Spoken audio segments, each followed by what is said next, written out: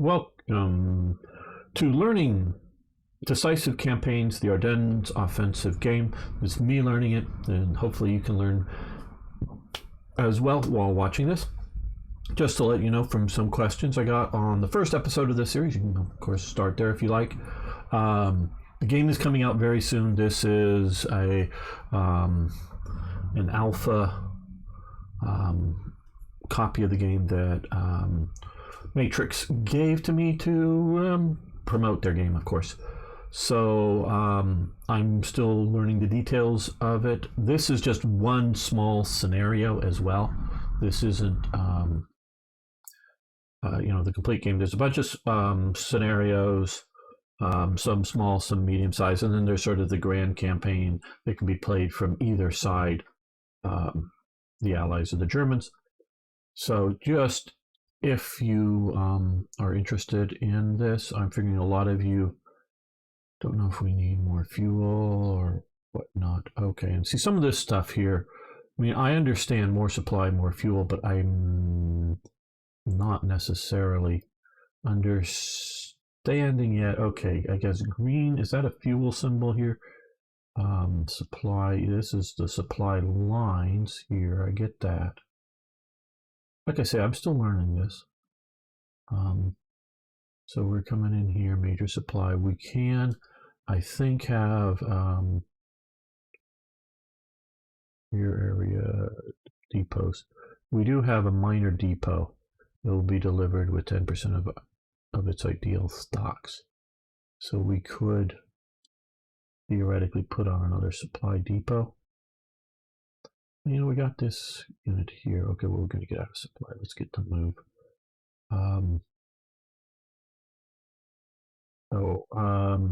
RSOs.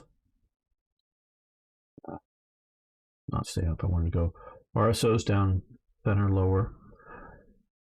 They're an interesting vehicle. I know this is, I also, if you're new here, I like to talk about the history, weapons, and whatnot involved in all of the in the game here. The RSO was a truck, basically, that had tank treads on it. The suspension isn't as strong to hold at least a heavy tank, or even what this is mid to later war vehicles, specifically designed for the Eastern Front and the mud and snow that was being encountered. So it's being powered by I think basically a standard truck engine, just powering the drivetrain to the tracks. It was noted for being rather slow. So it's other than its build cost, which is more than a truck.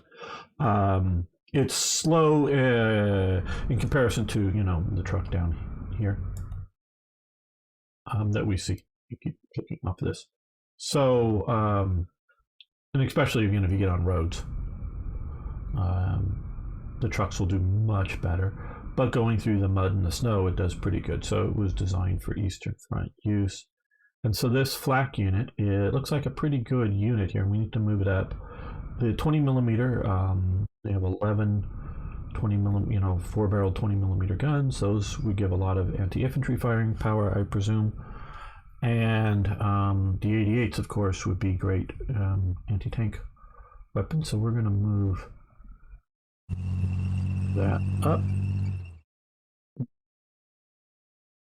And let's also move up the command unit here. We can see this. It has staff. It has some security forces, Opal Blitz. 8 reconnaissance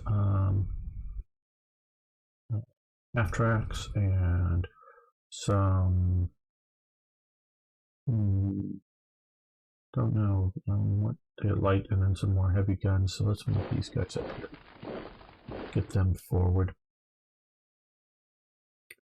And so that's pretty good. These guys are somewhat cut off here. Obviously they're coming here. The odds for attacking don't look good. Now up here, before starting this, I think this is a good idea to attack. So 2 to 1. Oh, no.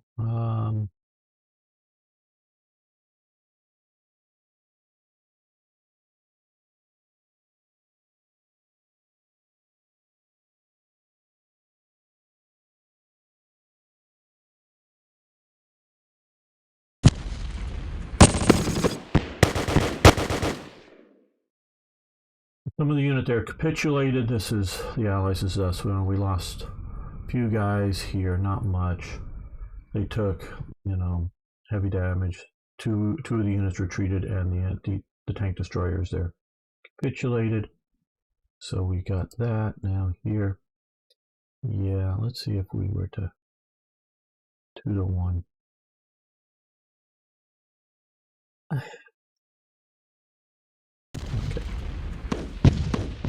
2 to 1 sounds great.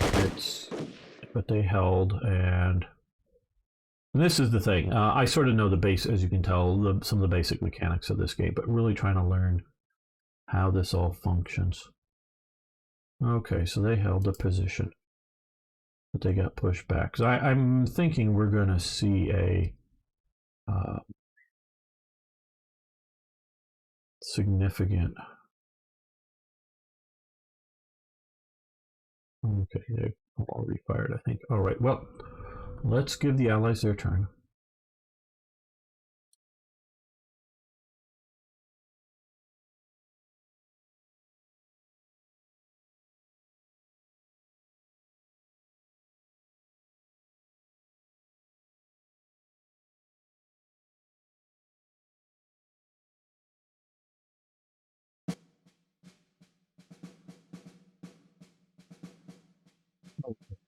They, one of four. It has 4 rounds or turn or.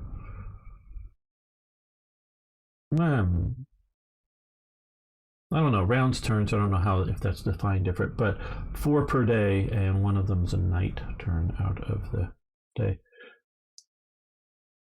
Okay, we have. All right, we're doing pretty well on victory point hexes currently.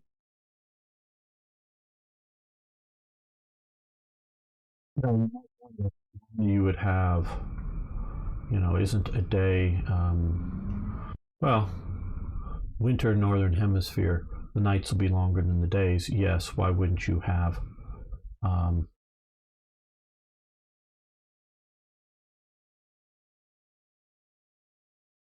I think come down here. Should watch this. Would be good. This river, I think, is uncrossable unless it's a bridge. Oh, they did intercepting fire. Looks like we held together. No units or anything lost, but got them there. But you have to understand the amount of activity you can do at night is significantly less. I know so many of you grow up in cities, and the night is never really dark in most cities. They got enough street lighting out there.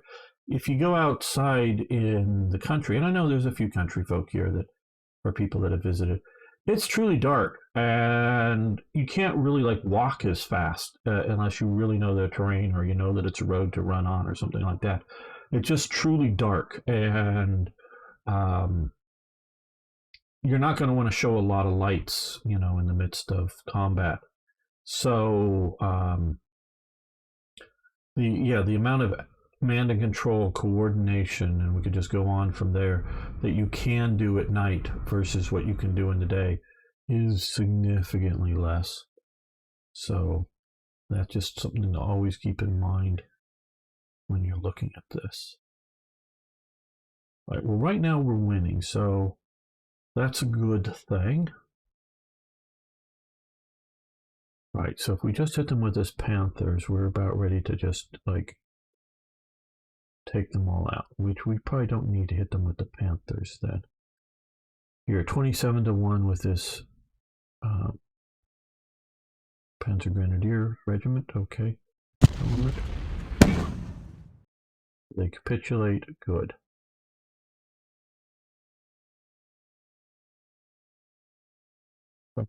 And these, let's inspect. Now we can inspect the hexes.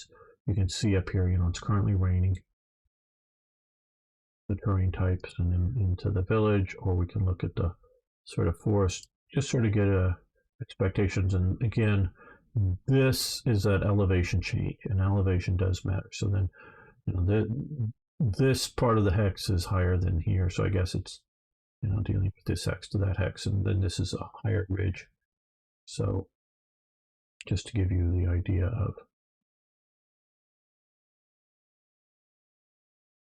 what all this means.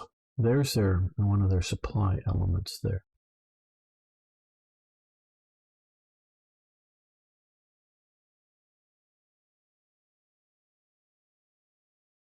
Okay, let's move the 113th here.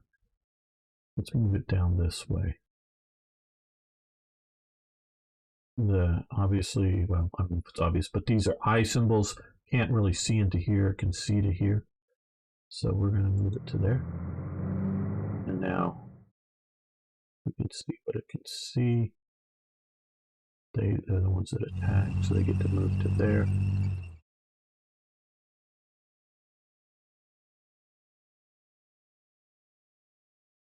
We're going to at least somewhat. Okay, we have this reconnaissance unit here.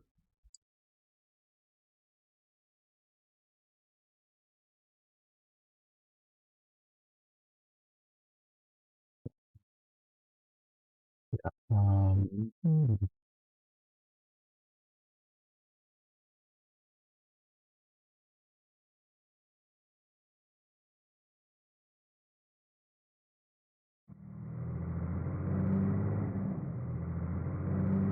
Okay, so we can't see into there, but we can see through to here. Noticing what I guess is the fuel is getting to yellow.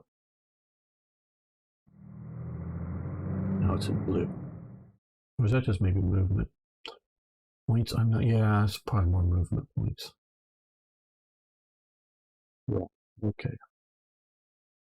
Well, we still can't see into the town there. We know there's a unit there, so let's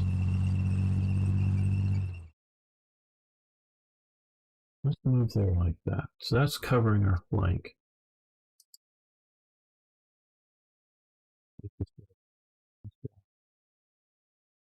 Yeah.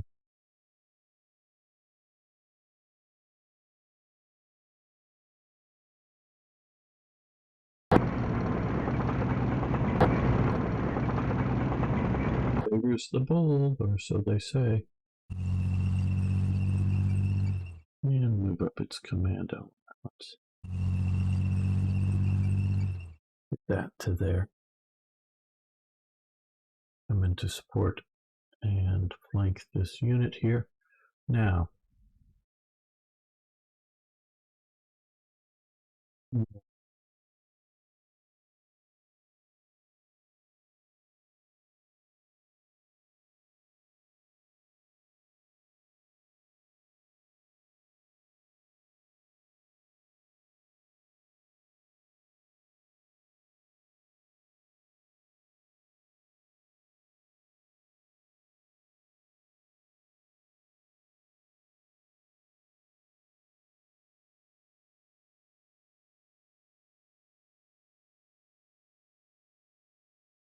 there we go. That's sort of what I was looking for. I knew there was some pants of some type associated with this. Well, instead of,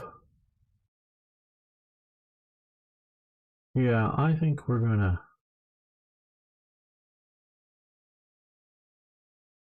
these guys up.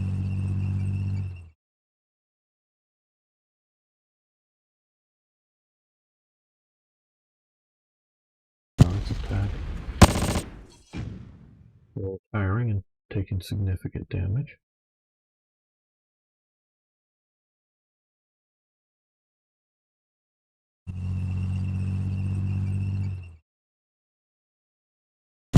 Just attacking the features, not all the supporting possibilities.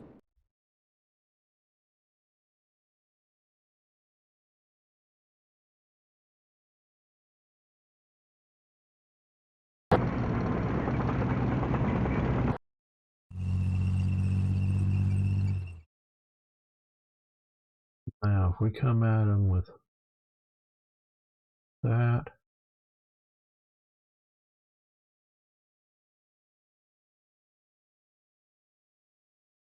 yeah, Panzerjäger up too long. Tank destroyer 8-1. Good. Don't tickle them, boot them.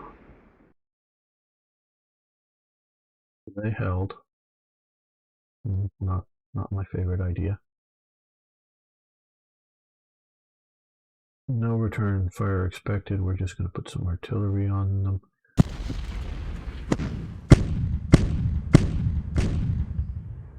They held, but took out a few of their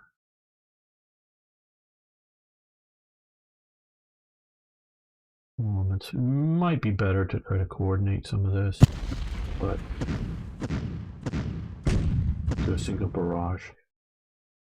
So we destroyed the one unit, what was left of it, the Ross.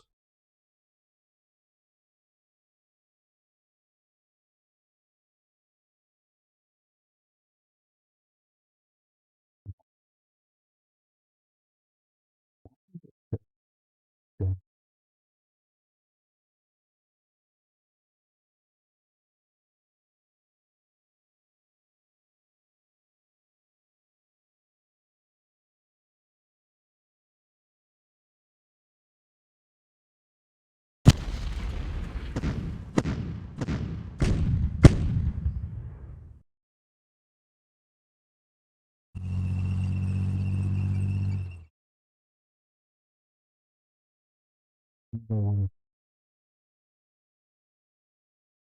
Same unit. They're all, well, no, they're, yeah, I'm not.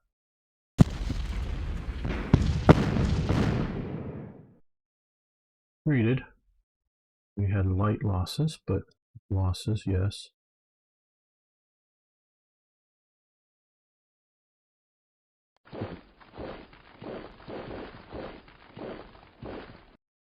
These guys are indirect fire, but they're not long range, so let's see if we can bring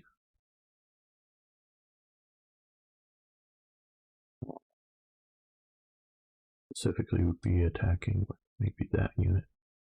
Okay, well then if we can't,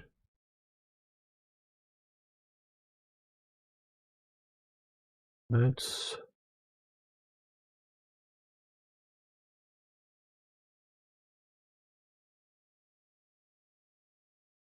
just do this as a indirect fire hit.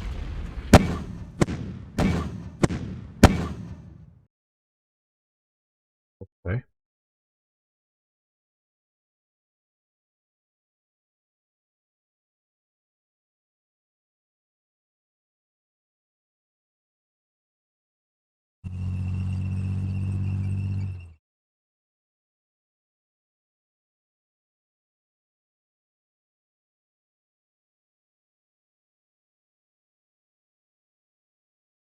Now along here,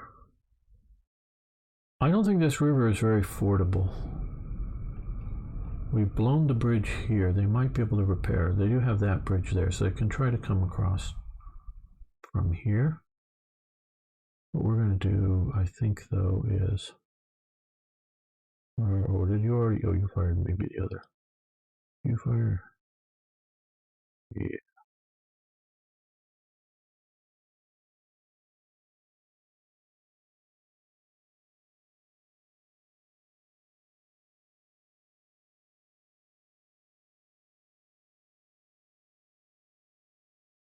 Well, let's look at supply again.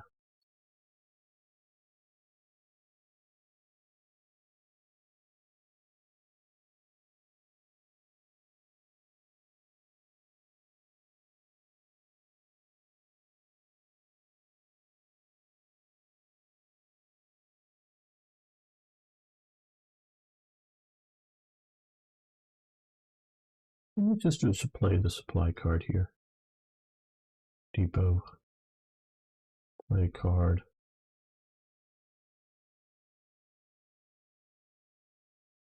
No, I'm thinking right about there. Play card there. Okay, play card.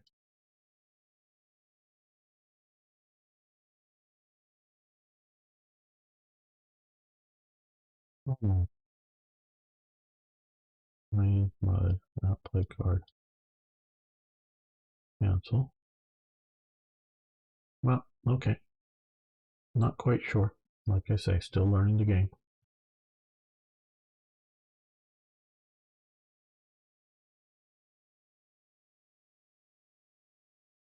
This is the overall commander here.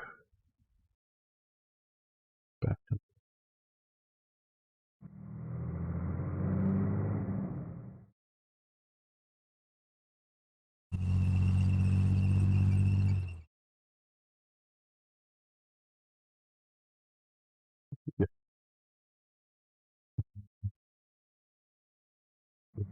there.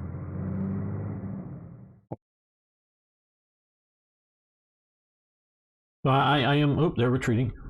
I am fascinated that they've gone so far in modeling the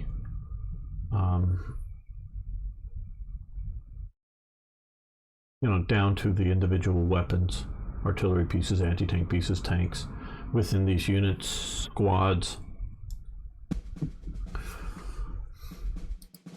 And I'm, at least at the moment, presuming that they're doing a good job of that. Okay, so they've retreated heavily, significantly, so that's push back from here. We're holding this bridge. They can cross here, but not going to necessarily get them very far.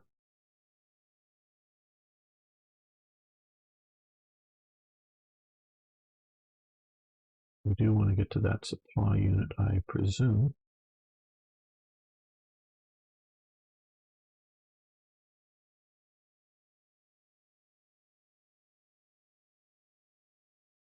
Reconnaissance is not good.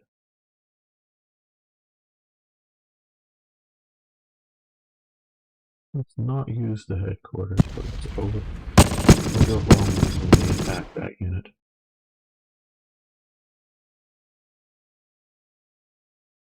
Go back to there. Let's attack with the headquarters. Security, okay, they capitulate. Right, good.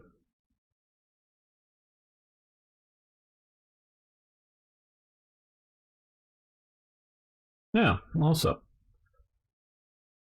Jagdpanzer 470 or 4L70. This is the pictured here, at least, is the A model. And that A model stands for Alket. Alket was a Berlin-based armor manufacturer, one of the major ones.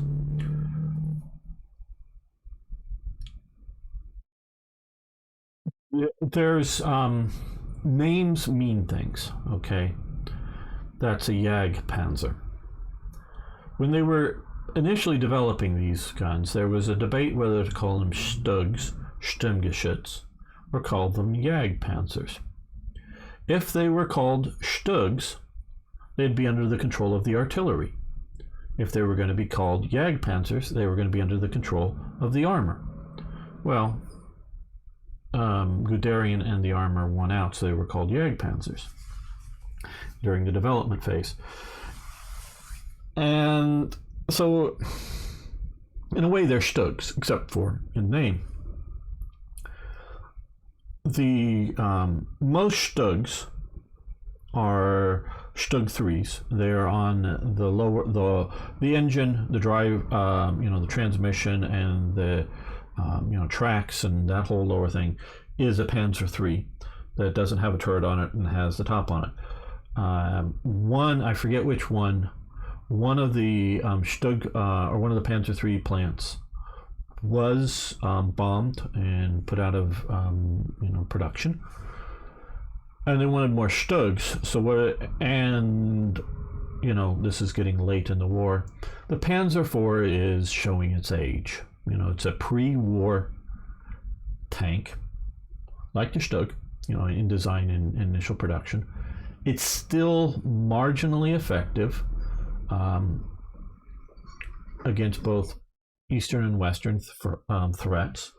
But it's moderately complicated to make. The J model of the Panzer IV. They get rid of the what do we have here? These guys are I don't know if it's specifying unit. Is it specifying what version? I don't know. This looks with the skirt armor and whatnot. It looks like it's a um, uh, Panzer IV-H. The J model, they got one of the main, and it's actually a less good version. Uh, they got rid of the electronic drive for the turret, so the turret becomes a hand crank turret. They're doing everything they can to save production costs. Well, making a Stug is cheaper because you don't have to make the turret. It's equipped.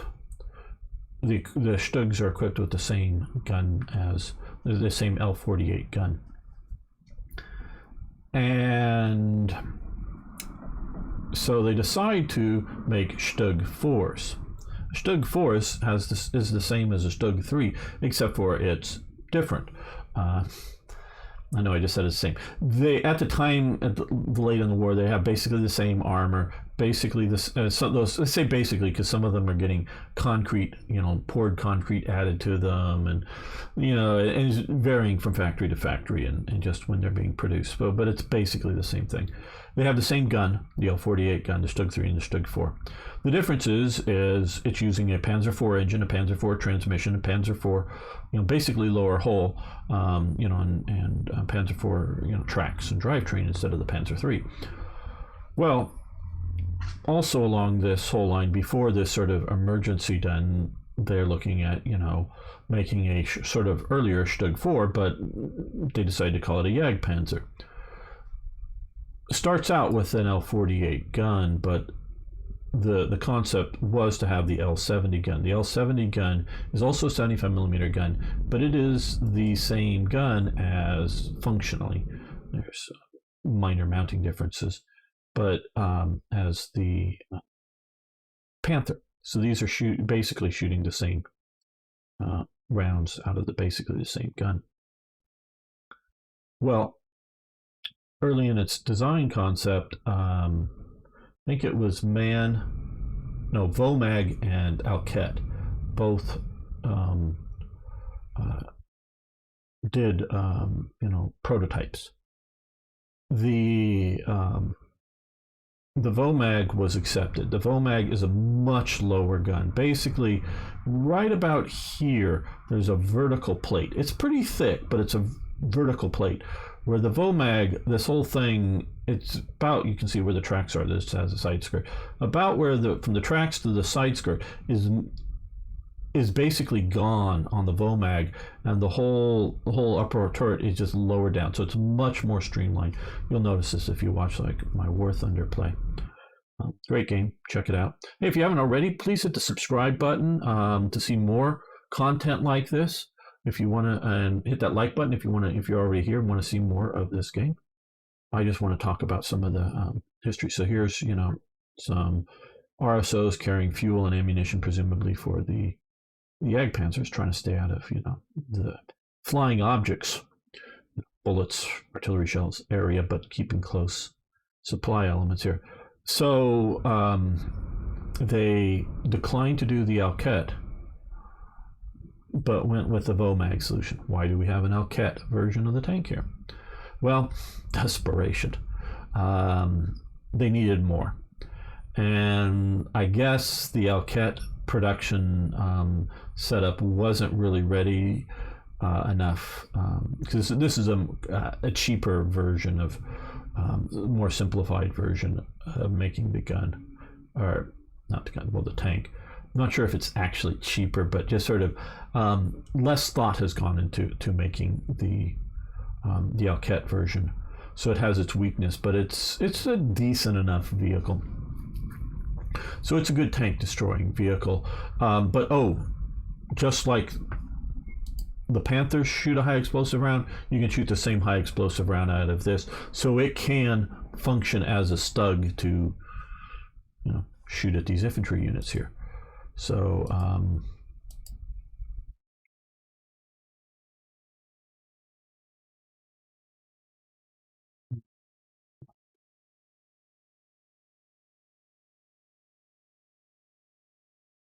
Let's see. Yeah, even though we don't know what this is, it's saying 11 to 1. We'll just go with that. Okay, they held. We should have coordinated better. Well, we're going to use these. Okay, they're getting some opportunity fire from an unknown source, because they're mostly infantry. So, okay, so there was somebody here occupying this X that we didn't see in town. Well, good to know. We're going to move up our infantry here.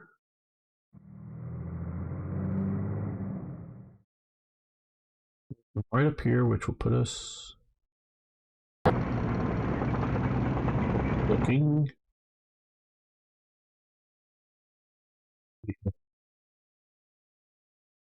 Can't see into here, but I'm guessing there's somebody there.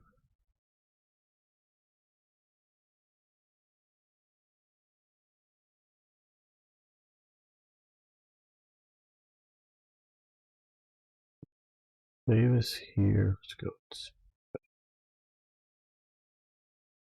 Okay, M475s, M476s. 76 is you can see it's a longer barrel there. Much higher velocity gun. Stewart's, it looks like a jumbo, yeah, jumbo. And a 105mm. Jumbos are thick armored Germans.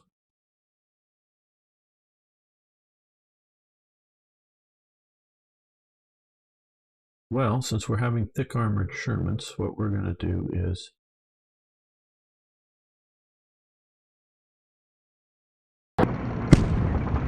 interception fire. Okay.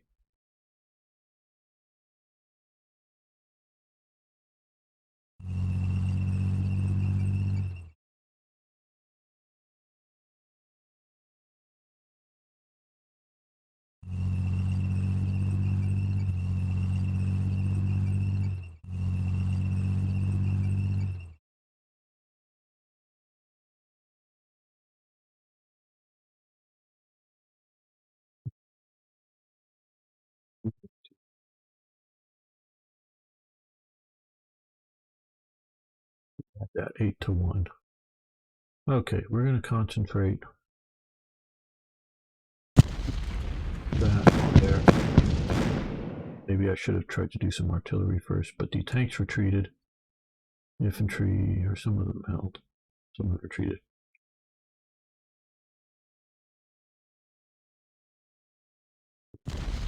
All these guys. Oh, they capitulated. Right, good. Keep up some momentum of operations. Yeah. Yeah, they can still hit everything, so we're going to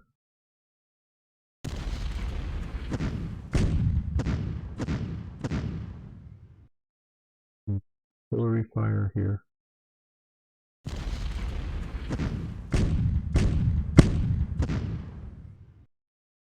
One unit destroyed, the other unit held. Now, okay, so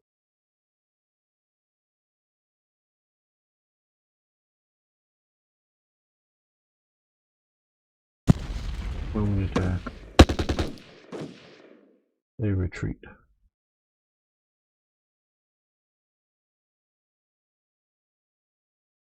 Yep.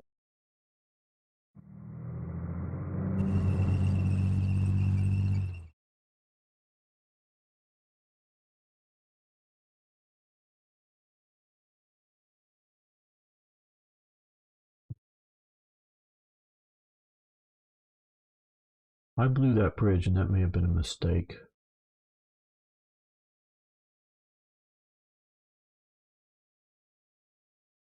Move up. Why did I move up? Because I saw the grill, and I don't know what the range is going to be for the grill. Guess that's how you pronounce it. That would probably be longer. Where these guys here, well, they got some captured weapons, but those 105s and those 105s are going to have pretty, good range. Looks like they've withdrawn from here.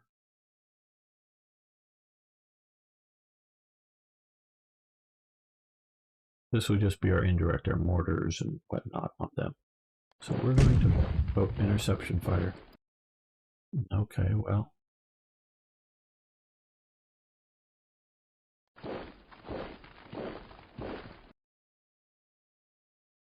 Yeah, it probably would be a good idea to suppress the enemy somewhat before moving. That would have been the smart idea.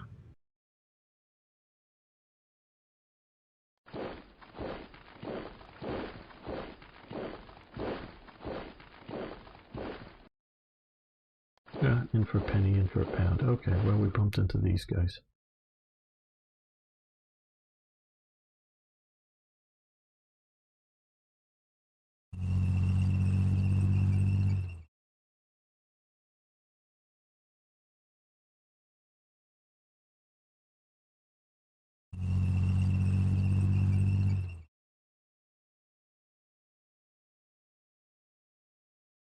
Now,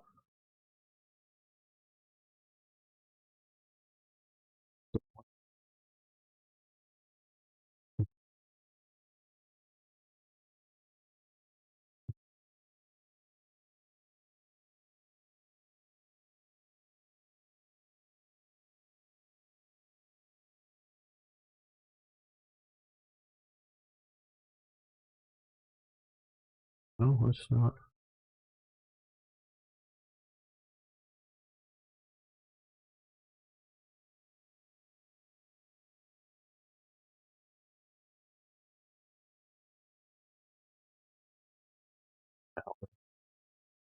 Yeah, waste would be the right.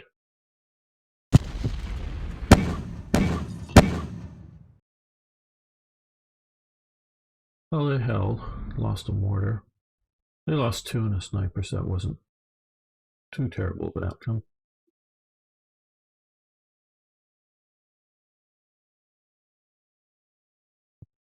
Okay, fuel okay.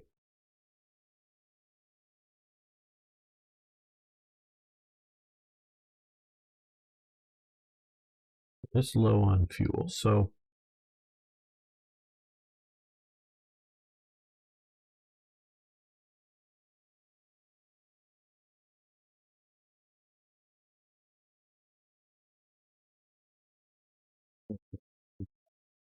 is, I don't know.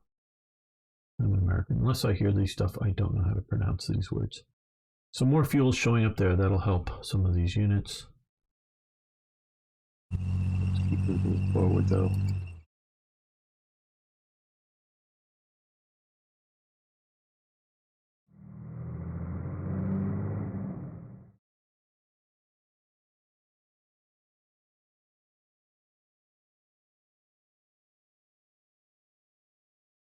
Okay, well, let's give the AI its turn.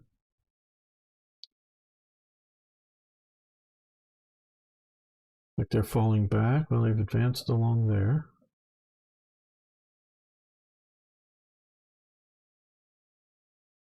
Attack, allies, defender. We're being artilleried some. Artillery, no losses. Nope. Nox troop and losses.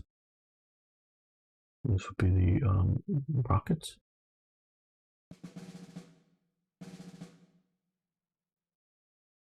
Okay, so we're still doing well. And it's a night turn. Well, I think with this night turn, we're going to end this episode here. I want to thank you all for making it this far. Really do appreciate every one of you. Thanks so much. See you next time for more historical gaming. And